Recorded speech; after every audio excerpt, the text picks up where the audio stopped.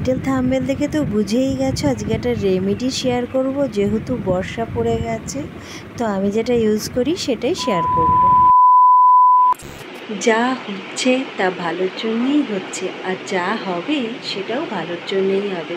কখনো কখনো আমরা ভাবি আমাদের সাথে যা হচ্ছে তা হয়তো নিতান্তই খারাপ, কিন্তু সেটা কিছুদিন পর আমরা বুঝতে পারি না যা হয়েছে তা অবশ্যই ভালোই হয়েছে।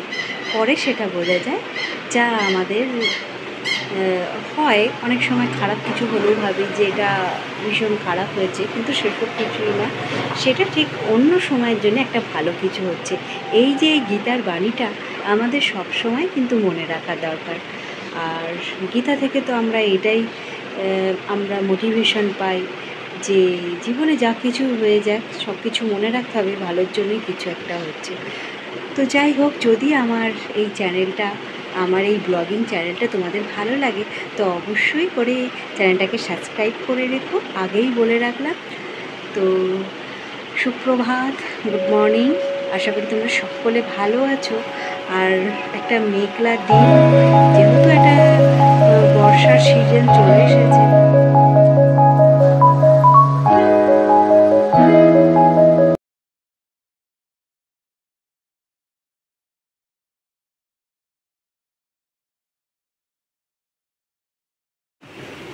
তো বন্ধুরা, কেমন দিনটা কাটাচ্ছি তোমাদের তো শেয়ার করব। তো চলো ব্লগটা দেখতে থাকো, আশা রাখছি আজকের ব্লগটাও তোমাদের ভালো লাগবে, আর সেই আশায় ব্লগটা শুরু করো। তো এখন যাব ছাদে, ওসব মেলা ব্যাপার আছে, হতে পারে বৃষ্টি, কিন্তু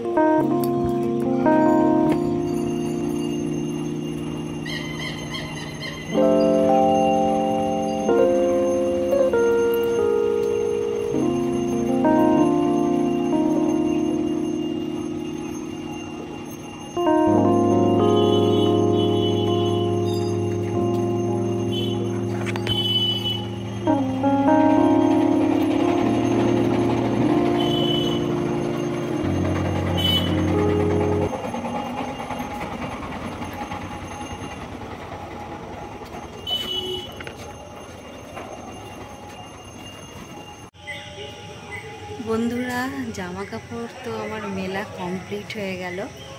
আজকে দুটো চাদর টাদর কেচেছিলাম, আর ওয়েদার তো সেই মেঘলা, এভাবে বৃষ্টি হলো আবার, তো সেই মেঘলাই আছে। তো যাই হোক, এবার নিচে যাই।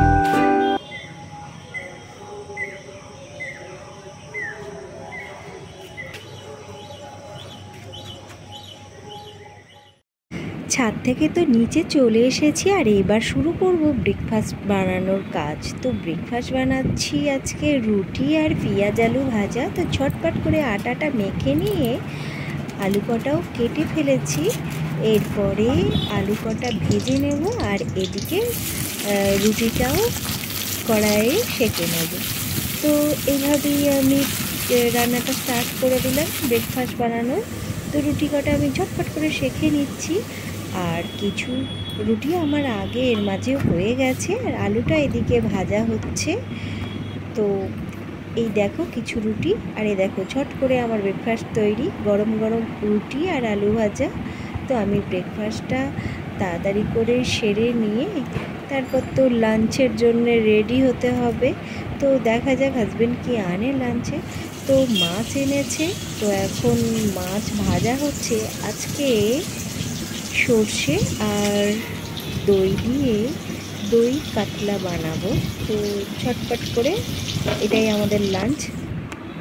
রান্নাবান্না তো কমপ্লিট হয়ে গেছে, আর আজকে টাইটেল থাম্বনেলে তো তোমাদের বলেই দিয়েছি আজকে একটা রেমেডি শেয়ার করব। যেহেতু বর্ষা পড়ে গেছে, তো এই সিজন বলে না, প্রত্যেকটা সিজনেই মুখে কিছু না কিছু একটা বেড়েই থাকে র্যাশ ট্যাট, আর যেহেতু বর্ষাতে বেশি হয় তাই একটা রেমেডি শেয়ার করছি। তো চলো ঝটপট বেশি কথা না বলে, তো প্রথমেই একটা পরিষ্কার কাঁচের বোল নিয়ে নিতে হবে। তো আমিও সেই মতো একটা বোল নিয়ে নিয়েছি, আর তার মধ্যে এটা হচ্ছে রুল আটা। তো রুল আটা দিয়েও করতে পারো, আর যারা বেসন ব্যবহার করো তো বেসনও দিতে পারো। আমি রুল আটাটাই দিলাম, বেসনটা আমার অনেক সময় শ্যুট করে না, অনেকেই শ্যুট করে না। তারপরে টক দই দিতে হবে, আর এরপরে দিতে হবে হচ্ছে কাঁচা হলুদ, আর তার সাথে দিতে হবে হচ্ছে গোলাপ জল দেবে, সামান্য পরিমাণ গোলাপ জল, যতটা দরকার। আর এই দেখো এটা হচ্ছে চন্দনের গুঁড়ো। চন্দনের গুঁড়ো ভীষণ উপকারী, ব্রণ, র্যাশ এইসব হলে পারে আগে গোলাপ জল দিয়ে চন্দনের গুঁড়ো দিয়ে বা অনেকে তুলসী পাতা দিয়েও মুখে লাগালে খুবই উপকারী। তো এখানে যে কটা জিনিস আছে ভীষণ স্কিনের পক্ষে ভালো, সেটা তোমরা অনেকেই জানবে। আর এটা শীত, গ্রীষ্ম, বর্ষা সব ঋতুতেই এটা ব্যবহার করা যায়। তো ভালো করে আমি মিশিয়ে নিচ্ছি। মেশানোর পর আমি এটাকে মুখে লাগিয়ে নেব। চাইলে এটা ফুল বডিতেও লাগাতে পারো। আর এটা যদি রেগুলারই ব্যবহার করো তো ভীষণ উপকার হয়। আর যদি মনে করো না সপ্তাহে একদিন লাগাবো তাতেও হবে। আমি একটু জল অ্যাড করলাম, কারণ হচ্ছে একটু থিক ভাব হয়ে যাচ্ছিলো খুবই, তো সামান্য থিক থাকবে, যেহেতু আমি এটা ফেস প্যাক হিসাবে লাগাবো তো থিক ভাব তো থাকবেই। এরপরে আমি মুখটাকে ফেস ওয়াশ দিয়ে ধুয়ে নিয়েছি। তো তোমরা তোমাদের ইচ্ছা মতো যেটা ব্যবহার করো ফেস ওয়াশ দিয়ে মুখটা ধুয়ে নেবে। আর এরপরে ব্রাশের সাহায্যে লাগালেই ভালো, বা হাত দিয়েও যদি লাগাতে পারো তো তুলো ইউজ করো। দিয়ে তারপরে মুখের মধ্যে এই ফেস প্যাকটা ঝটপট করে লাগিয়ে নেবে আর কিছুক্ষণ রাখবে। যেহেতু এটাতে আমি আটা দিয়েছি তাই বেশিক্ষণ রাখলে একটু টান ভাব হবে। তো জানোই সেটা, যারা ব্যবহার করো, রোজ ইউজ করো, তারা তো বুঝতেই পারবে। এটা করলে পারে অনেক সময় চন্দনের গুঁড়ো দেওয়াতে ওই মুখে র্যাশগুলো অনেকটা কমে যাবে। কাঁচা হলুদ আছে, এটাও ভীষণ উপকারী। তো আমি তো এরকম রেমেডি আগেও শেয়ার করেছি, যারা অনেক দিন ধরে আমার ব্লগ দেখে থাকো তারা তো জানবেই। আর আমি মাঝে মধ্যেই তোমাদের এরকম রেমেডি শেয়ার করব, যেগুলো আমি ইউজ করি মাঝে মধ্যেই। তো এখন আর রেগুলারই করা হয় না। তো আমি ভাবলাম আমি যখন ইউজ করছি তো বন্ধুদেরও শেয়ার করি, বন্ধুরাও এটা মেখে উপকার পেতে পারো। আর যদি উপকার হয় অবশ্যই আমাকে বলো, অন্যদেরও উপকার করো শেয়ার করে। তো 5 মিনিট পর আমি ফিরে আসছি মুখটা ধুয়ে। তো মুখটা আমার পরিষ্কার করে ধুয়ে চলে আসা হয়ে গেছে।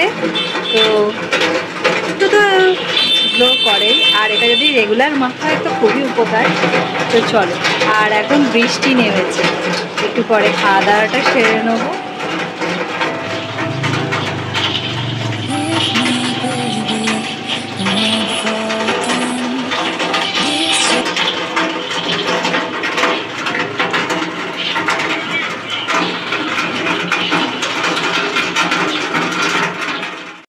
লাঞ্চ টাইম, মাছে ভাতে বাঙালি। তো মাছ ছাড়া বাঙালি একদমই চলতে পারে না। তো মাছ ভাত আর আলু ভাতে দিয়েছি, খেয়ে নিই। তো দুপুরে খাওয়া দাওয়ার পর স্কিন কেয়ার পর আমি তো ঘুমিয়ে গিয়েছিলাম, আর এখন হয়ে গেছে বিকালবেলা। তো আমি আমার ব্লগটাও এবার শেষ করে দিচ্ছি। আশা করি আজকের ব্লগটা তোমাদের ভালোই লেগেছে। তো যদি ভালো লাগে অবশ্যই করে একটা লাইক করে দিও। তো আজকের মতো টাটা, নেক্সট ব্লগে আবার দেখা হবে। ভালো থেকো সবাই, আনন্দ